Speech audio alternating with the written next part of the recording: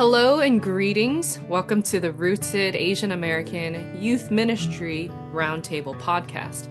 Today, I am your host, Dorothy Lau, and I serve as the youth director at the Chinese Bible Church of Maryland in the Washington, D.C. metropolitan. Joining me today are two wonderful friends, colleagues, and pastors who support the work of the local church, as well as local churches supporting each other. Could you brothers please tell us a bit more about yourselves? And a little fun question is, are you the type who prefers to do solo projects or group projects? Let's start with you, Justin.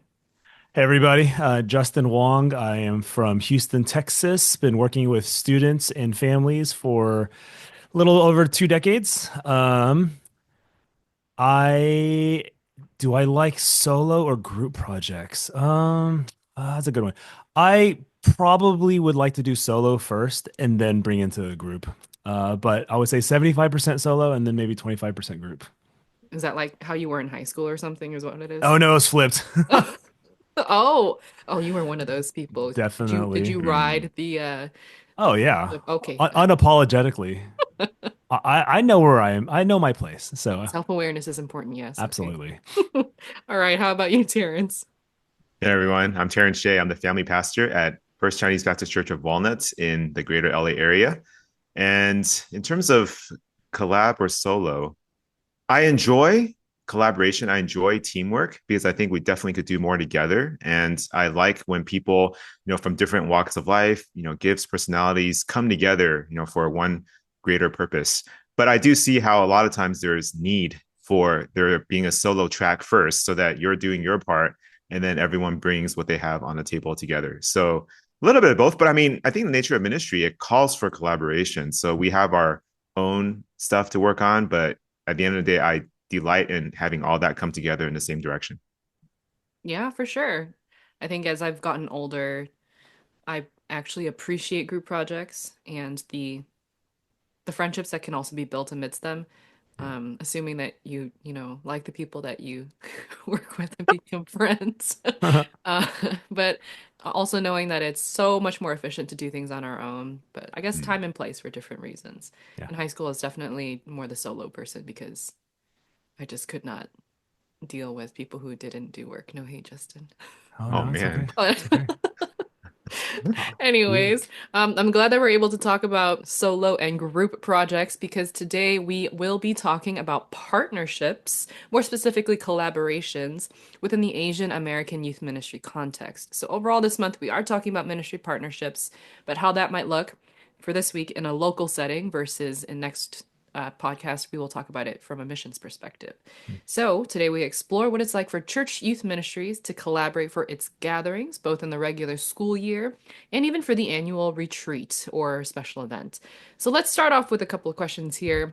Um, with it being, what is the concentration of Asian churches in your locality? So that's the first part. What's the concentration of Asian churches in your locality, or just considering that we all here are serving in the ethnic specific Chinese context? What is it like in Houston? What is it like in LA? But Mhm. also, in what way does that concentration make it more or less possible to link up with another church youth ministry for a given youth night? So maybe let's start with you, Terrence.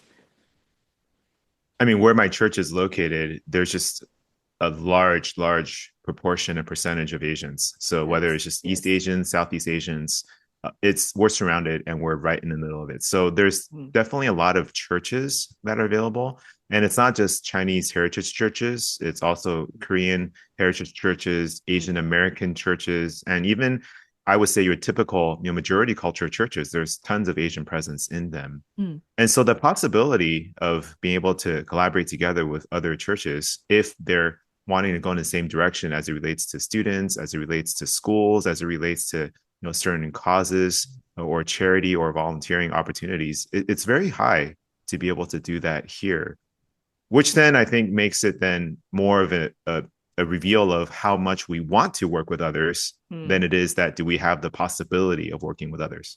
Yeah. I think where I was serving at, it was pretty central in the city. There's about, I would say, in terms of the Chinese churches, there's about five, six really more prominent ones. So I think if you were just to Google Chinese churches, you would probably hit maybe 5 to 7. There's a couple of really big Korean churches, and then a couple of big Vietnamese churches. And so Hmm. I think as you look at how Houston developed, right, and how the suburbs kind of pushed the city out further and further. I mean, Houston, everything's about anywhere from 30 to 45 minutes at average Hmm. distance wise. And so, yeah, I mean, I think like Terrence, we have a good distribution. It's pretty scattered in terms of locale. Hmm. You can probably hit a decent Asian church within 15 20 minutes. Hmm. But it really depends on, did your family grow up there? What's your profession? And then I think when you hit the 2010s, I think the game has changed. And then after COVID, Hmm. it changed again. So Mm, um, there's a lot of different layers and elements. We could probably get into that later. Sure, mm, sure. So it sounds like there's just a lot of sprawl or spread where churches are, and no matter what, traffic is always going to be an issue, of course. Yeah. Even speaking for myself, having grown up in the Chicago suburbs, it was you knew someone loved you if they were willing to either drive out of the city or drive into the city, no matter what, Yeah. just to spend time with you, even um to worship with your community, even if it was not local, right? So even the concentration of churches around Chicagoland was very high, but the spread, because Illinois is a large state, not as mhm, large as the great nation of Texas or California, but even here on the East Coast where I serve and have been serving for the past 7 years, it's like there's like 20 Chinese churches within a 50-mile radius, Oh. and I think I've only ever met other youth ministry colleagues, between like three or four of them at best. mm, So, yeah, Terrence, I definitely echo and agree with what you said that it's possible, but how desirous or how manageable is it for us to actually do something together? It takes a little bit more thought other than just intention, right? Yeah. So, considering where you are, and I know that, for a number of our listeners, they are scattered across not just the US, but maybe even across the world, and mhm, whether they are in Asian churches of high concentration in their region, or they're the only Asian church within a large area, um, what would it look like to partner with another ministry for you specifically, right? So, what would it look like, or maybe you have an anecdote from the past? What would it look like, or what has it looked like to partner, whether for a youth night, for a retreat, for a special event?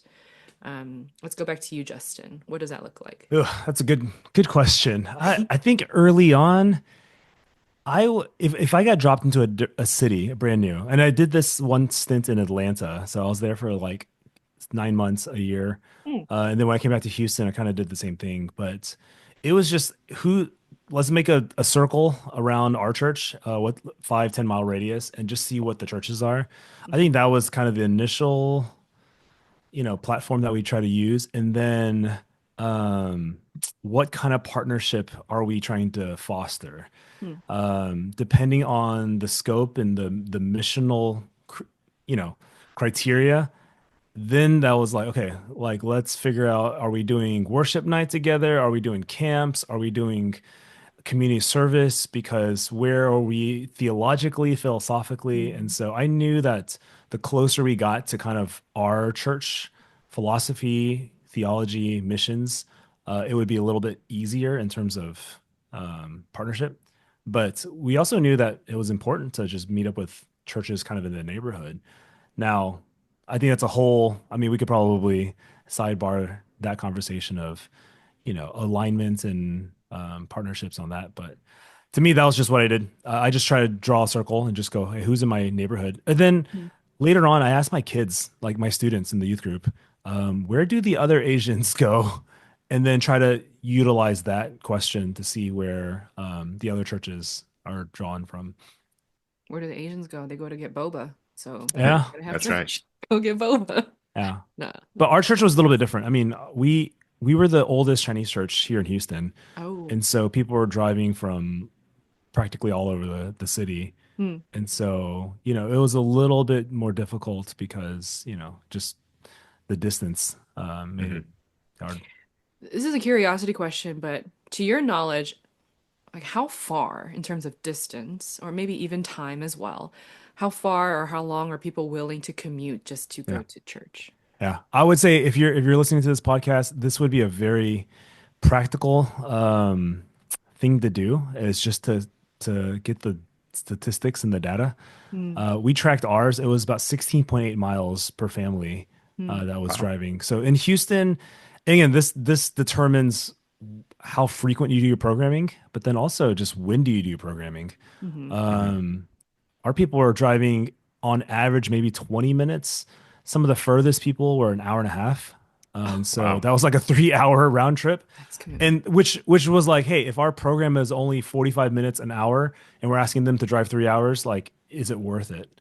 Um, so I would say you would want to see where your students are coming from, your families are coming from, Hmm. and then just track the data. It Yeah. it does speak to planning and everything.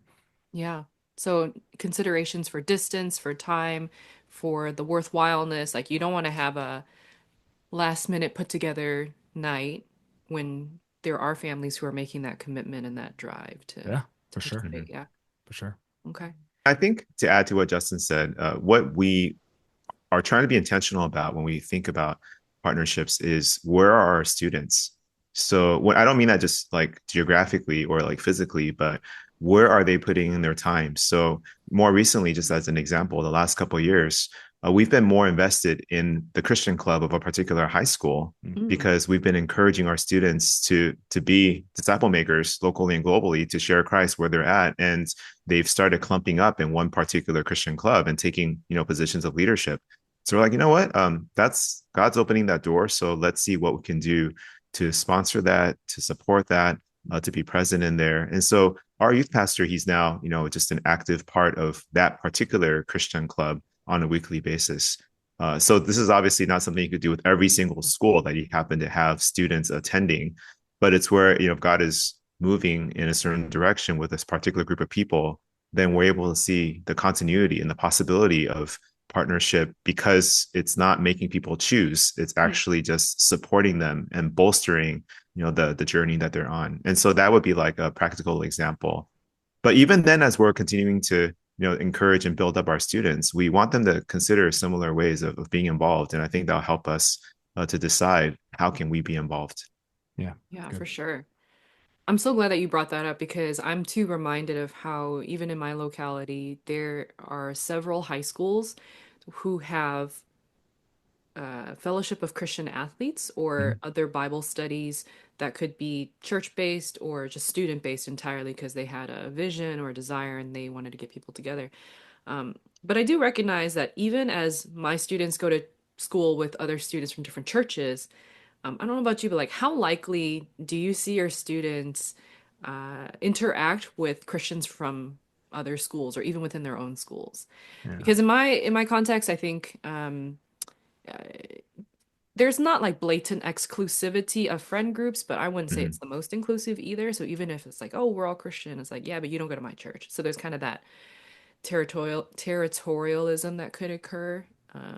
Not that, again, students wouldn't want to collaborate, but I think if they're not used to that, then perhaps they are much more reluctant to step into those environments as well. Well, I mean, I think it's a familiarity thing too, right? Okay. So Mhm. if you're going to school and so, the Chinese kids coming from our church, they see other Asians, they'll probably gravitate towards them first in This is terms of true. partnership, right? Even within a Christian organization versus another one, just because maybe they're familiar, maybe they've done camp or some other citywide event, because Mhm. the possibility of that happening is more likely than partnering with another ethnic specific church. Now, I Mm. think that's on the shoulders of the youth minister Mhm. to diversify some of the the events that the student ministry is doing. Mhm. Because if it's only just Asian Americans, then that's then you're sending also a message for partnership and these type of things as well. So Do you know where you're called? Shortly after his conversion, Adoniram Judson discerned his call to international missions alongside several of his classmates at seminary. At Judson College, we want you too to discern your calling and prepare for a lifetime of disciple making in a vibrant Christian community. At Judson College, it is our mission to equip students to give their lives for the cause of Christ in the church, among the nations, and in every aspect of society. Through the courses, relationships, and culture you experience here at Judson, you will be well equipped to serve Jesus wherever he calls you, in whatever context or career. To learn more about our variety of degrees, world-class faculty, and enduring mission to equip students as ambassadors for Christ, visit judsoncollege.edu. Yeah, I don't mean to date myself here, but just kind of throwing it back a little bit, and maybe Justin relates to this. If you remember, when I was growing up and even going into college, something that happened in the pre-internet era is that students got together all the time for like these praise nights. They would get together, they would plan all out for like months, and then you would just all meet in this room and just like sing, and there's some kind of preaching and then all the kind of stuff. And that would happen, I felt like at least 2 or 3 times a year, like where I was growing up. And that was just normal. Multi-churches. Yeah, multi-churches. And people were so excited to be able to meet. But then now I feel like part of the cultural change is people are able to connect with people on their phones, or so they think. And so they don't meet, they're not motivated to get out of their comfort zones to make that effort to plan and to meet with other people in this kind of setting. So I don't know about you guys, but I feel like our kids today, they're missing out on just that organic just interaction that happens as Christians are hungry, and they're like, wait, this can't be all there is, me stuck in my own church or me stuck at my school, and they want to meet other people. It was just such a vibe back then. I loved those gatherings. It was a wonderful way to meet people, and I have friends even now, whether we've served together or we were just people that met at that time during those kind of gatherings, that we are still in touch with each other because what united us was not just something superficial, but it was we were seeking God together. Yeah. Anyway, that's my sidebar too. I feel like our students kind of are in a culture where that's just not as normal or as natural as it should be. Yeah. And if I can give a word of advice to the youth ministers and the leaders out there who are planning calendar-wise your year, I mean, we kind of lead out in how to disciple and train our people, and so if we're not intentionally setting our students up to see this modeled out with us first leading the way, like it's going to be very difficult for them.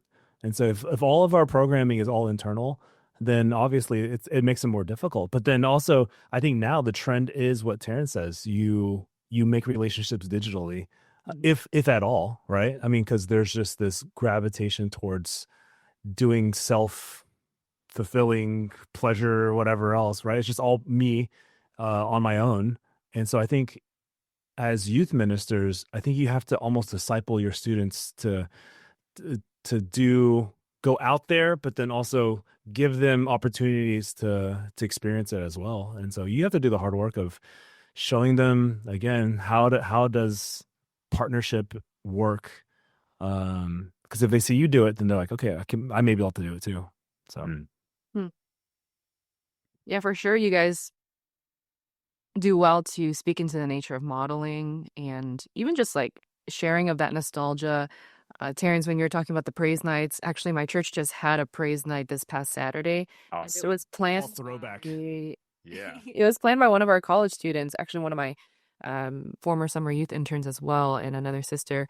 And we had that with the intention for it to be mostly for our English congregation. Not that it was an insular invitation, but it's like we want this to be an intergenerational event and something that can help revitalize and restore, I guess, a desire to worship, even just through music and also through prayer. We had some college students from local universities come. We had maybe 1 or 2 people from other churches come, but for the most part, I think you're right. It was a way to not just have the congregation connect, but having other local believers to connect with each other. And it's such a precious thing to have brothers and sisters in the faith meet each other, even if they are not in the same social circles, but because our greatest commonality is the gospel and believe in Christ. And that's something that I do want to impart to my students, especially is when we're thinking about partnering with another ministry, it's not for vanity's sake, but it's like, hey, your pastors are friends, and we want, you as students to meet each other too, because you can have more in common than you would think. It's just you have to kind of find those overlaps.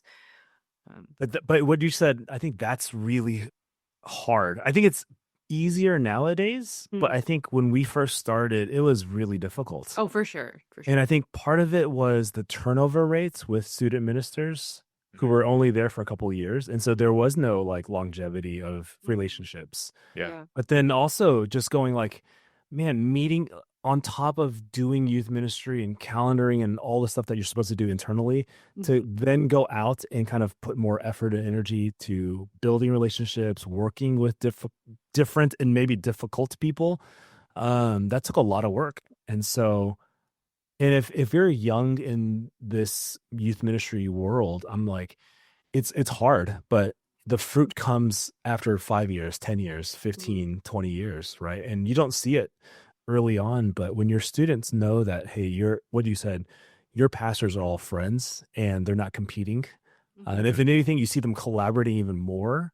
There's a lot of protection in the city, but then also there's a lot of fruit that could come out of it too. Yeah. How would you, this is kind of off the cuff of a question, but how would you guys respond to a youth pastor who may feel disenchanted that they've been attempting to partner with other ministries, but they haven't really been able to, be as connected with another local ministry, or there just isn't one nearby. They're looking for help or wanting to provide resources for their students, but kind of met with deaf ears. How would you respond to that, youth pastor? Maybe Terrence, you can start us off. Well, it's all about relationships. And this is not at any point critical of this youth pastor. I feel like what you're describing definitely can be typical for some. So I would try to see if I could dive into some pastoral friend groups just in the area, or just even through the students that are in their church and the people that he's working with. Maybe there's opportunities to make connections. It might mean that that person would have to take a little bit more initiative to build some of those relationships, to initiate some of those conversations, to be able to possibly form ministry partnerships. But yeah, I hear you. It just, the opportunities to build relationships is actually probably where that can grow. Yeah. I recently was catching up with a colleague here around Rockville, Maryland, and we've been partnering together for our ministries for the last maybe 3 or 4 years. Right after COVID, we ended up having like an on-site, quote unquote, summer camp where basically it was prepared curriculum, and then we just had our kids come together in the same building, which is my church as the host church. And ever since then, we had a summer camp for 3 summers right after that. It was just for a weekend. And for sure, in the beginning, our kids just did not really know how to interact with each other. Because again, coming out of COVID, like, what teenager really has the social skills and developmental prowess to actually know how to talk to another human being other than through texting and Zoom? But aside from that, within now, just this last summer, which was our final summer camp year, only within 3 years, right?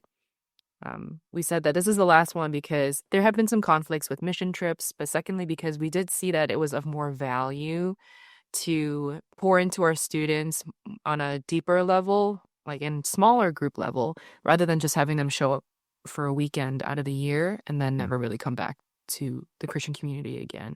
And so that's something that we just saw is really important in how we are trying to create more overlap between our ministries, not to create territorialism or isolationism either way.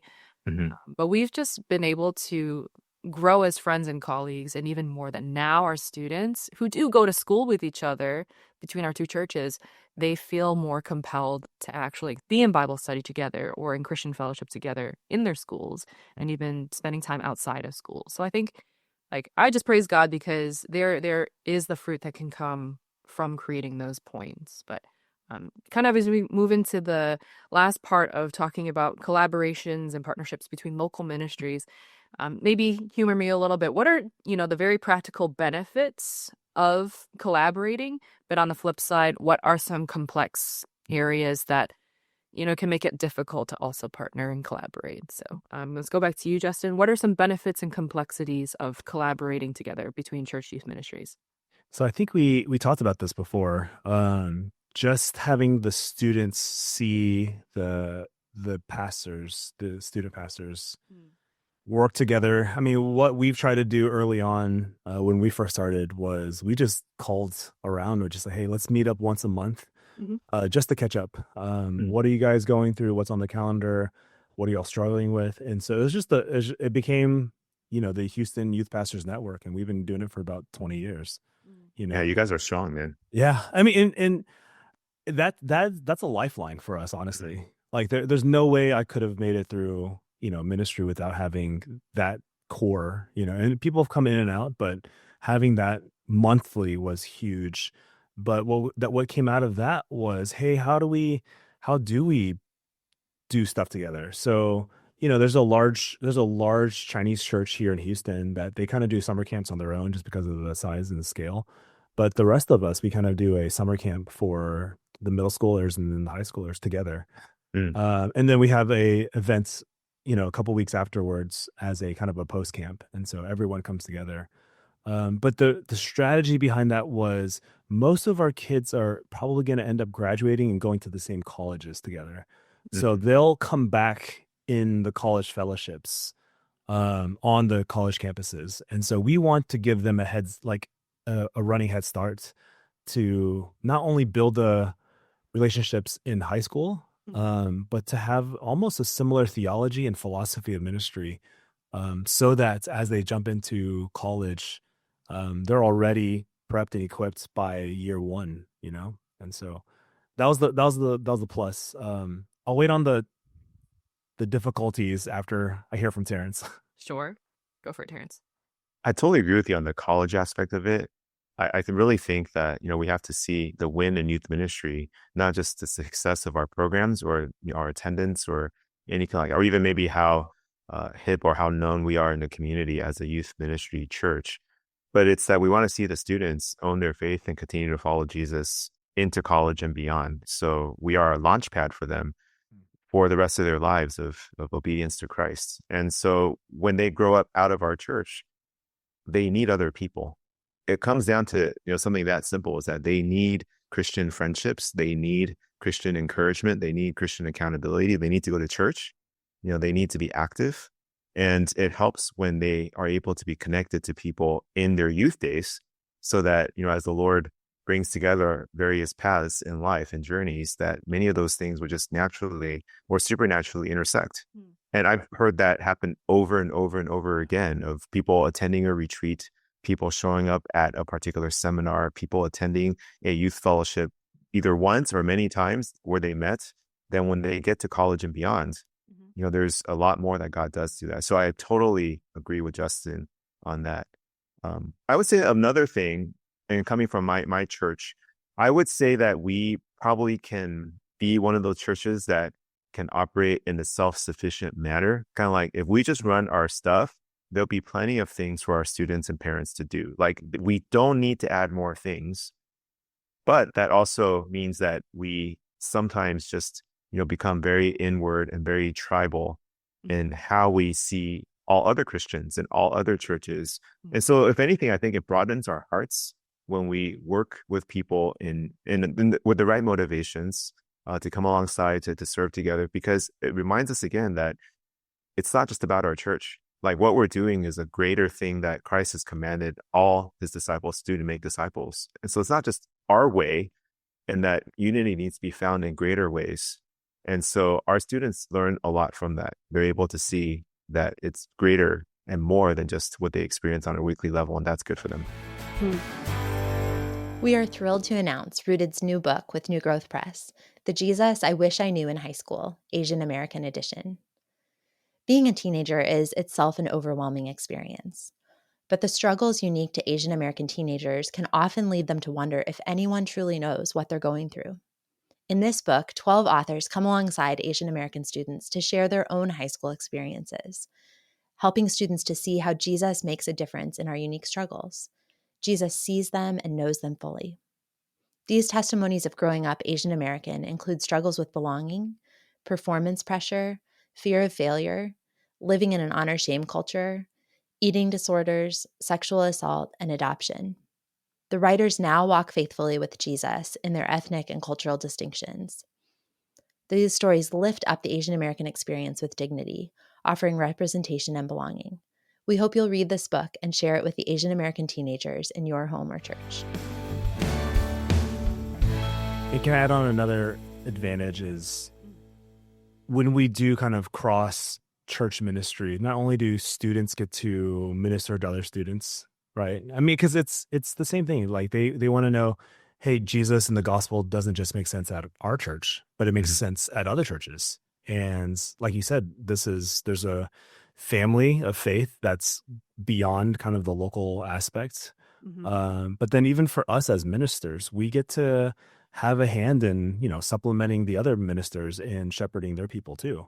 And so how many times have we done, like counseling and, and reinforcing the same message that their church is doing. And I think that's, they're getting discipleship from multiple sources, which is a benefit, right? And then also like if they're in a season of it's difficult where they're at, they have the ability to go ask for help at other places too. So, yeah. Yeah, for sure. I think that probably just one of the greatest benefits is for our students themselves. They can receive care. They can be exposed to wider reaches of ministry, of church culture, or just being able to grow in different spaces and not feel like they're confined to just one. But on the other hand, right, maybe some of the hardships that can come with ministries coming together is like different levels of trust. Right? Obviously, you want to trust your pastor more than another. Or I think in my adolescence, I was like, why are they doing it that way? Like, just have a sense of, I guess for lack of a better word, it was ignorance and arrogance in a woven braid. Is like, as if my church was the only way that you could really do things well. And I can see that that's just at a student level, but again, it's giving them a greater insights as to how ministry can happen, and it's not just one church way. Any other last thoughts about like hardships or the blessings that can come from collaborations between youth ministries? We felt the difficulties of not partnership per se, but owning this philosophy. Like if we believe that this is good and right, which I do, when it comes down to students moving to different parts of the city, or we're just like, hey, logistically, it actually makes sense for you to go to this church. And also to say, hey, our church and our youth ministry, we can't provide everything that everyone needs. And so we're very specific sometimes. And so this youth ministry, however, is able to meet you where you're at. And to be able to trust that youth program to go, hey, I think that might fit at this moment. That's very difficult. I got in trouble, especially with kind of the other congregations, when we had to come out and say, we think this student or this family might grow deeper at this other church and this other youth program versus ours. And our heart was, hey, we just want them to grow no matter where it is. But when people play a numbers game or even a territorial understanding, then it gets very, very difficult. And so sometimes the difficulty is not with you and the student, maybe sometimes it's with your leadership, which is something that I would highly encourage you guys to talk with your leadership now, so that you don't run into a difference of philosophy later on that causes more internal conflict. And so that's a lesson I had to learn my first 5-7 years. Yeah, I'll jump on that real quick. And maybe this is by extension some pastoral wisdom too, is at the end of the day, if let's say your role is youth pastor, youth director, next gen, pastor director, whatever it is that they might call you, student pastor, your church has hired you to first serve the students and the families of that church. And so while we're talking about ministry partnerships and all of its benefits and all of its, kind of boundary passing ways of really growing our students for their good, we are still primarily anchored to our local church. And so I think before we start planning outward to where sometimes we might end up being like, an inch thin, but like a mile wide in all of our endeavors, that we got to make sure that we, to the best of our ability, have clarity and competence in what we're doing in our home church. Then that's what we bring to the table to work with others. And that's actually how people get blessed too. It's not that we have it all together, like for everybody, but that we have our stuff together so that we can contribute to a unifying vision and pursuit with others. So that's important, because a lot of times I feel like, what your senior leaders sometimes are saying to you, if they don't like you being outreaching or whatever, is that indirectly you're saying, wait, but what about this stuff you're supposed to do here? Like, why are you thinking outward when you're not taking care of business at home? And so that's just a good way to maybe filter through your interests as it relates to ministry partnerships. Just wanting to make sure that everything is, kind of tied down at home, and then what you can handle going out, would be something you'll receive support for. Mhm. Yeah, cohesive vision is definitely an important facet, not just in collaboration, but for the fact that if our own church ministries or if things going on within our own churches is not settled, then we can't be as eager to just jump to the next opportunity. And I think having peace at home is very important, Terrence. So thank you for that pastoral word. That's good. As we kind of near the end of our time now, just want to give room for final thoughts or other exhortations and encouragements that you would give to the struggling or aspiring youth pastor who is looking to branch out beyond just their ministry. As you're kind of thinking about that, I can also share that if you're wondering, youth pastor, whether or not it's worth it, it is. It is also hard, as Justin has said, whether it's logistically or in communication or just trying to figure out which space in the church can we use that isn't already occupied that can still house as many of our students. It's definitely worth it, because I think about how crucial it is for our students to be in company with other fellow believers, and it shows them that relationships are more than just being in the same school, being in the same ministry, doing the same sport, but it's learning to love one another and seeing each other as like fellow souls, because beyond youth group, beyond youth ministry, there may be overlap in your lives, and might as well, learn how to establish those relationships in the gospel now, and then you can see those relationships flourish. And I myself have been a beneficiary of that, and being able to see how powerful it is to fellowship and go to camp with persons all around the Midwest for a week-long summer camp. And even to this day, I'm still friends with like a good 45 to 50 of those people, just because we went through really transformative weeks to get together in our teenage years. And although we don't talk all the time, it's that space was created for us, and really helped us to understand and know Jesus together. And that's a really wonderful thing that we can create for our students, where, right now we could be consumed about the numbers, but more importantly, how much qualitative relationships can we help to build, not just to keep track of the quantitative ones. So, Justin, any last thoughts? And then to Terrence. I think when we talk about partnerships, as you pray through these concepts, I think it's also asking the Lord to give you a heart for your city, right? Partnering with other local churches in the area, it is a prayer for your city, to ask the Lord to do something amongst the people you live around, right? I mean, that's the whole point of partnering locally, not seeing them as competitors but collaborators. But then also just, I think, to pray big prayers of asking the Lord, hey, what can you do through us in our city together? But then also just how do we be faithful as our own little, local church too? Yeah. And then, because I think sometimes we don't think the Lord can do it sometimes. And so I wonder how it would change ministry if we saw the city as it's put on our shoulders, our collective, and how can we see the gospel go throughout the city to move from darkness to light? So I think that's a prayer I would challenge you listeners. For sure. Terrence? I just want to invite you all to our monthly Zoom call. Third Thursday of every month, Asian American youth workers, 9 a.m. Pacific, because we like waking up early. No, we don't. And 12 Eastern. Come join us. That could be a first step for you to be able to make some connections outside of your local church if you're open. Yeah. Need a retreat speaker? You'll find one there.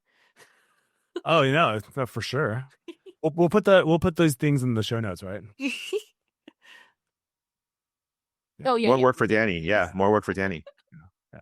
Thanks, Danny. Okay. Well, with that, fellas, thank you so much for your input Also, listeners, thank you for joining us in today's Rooted Asian American Youth Ministry Roundtable podcast.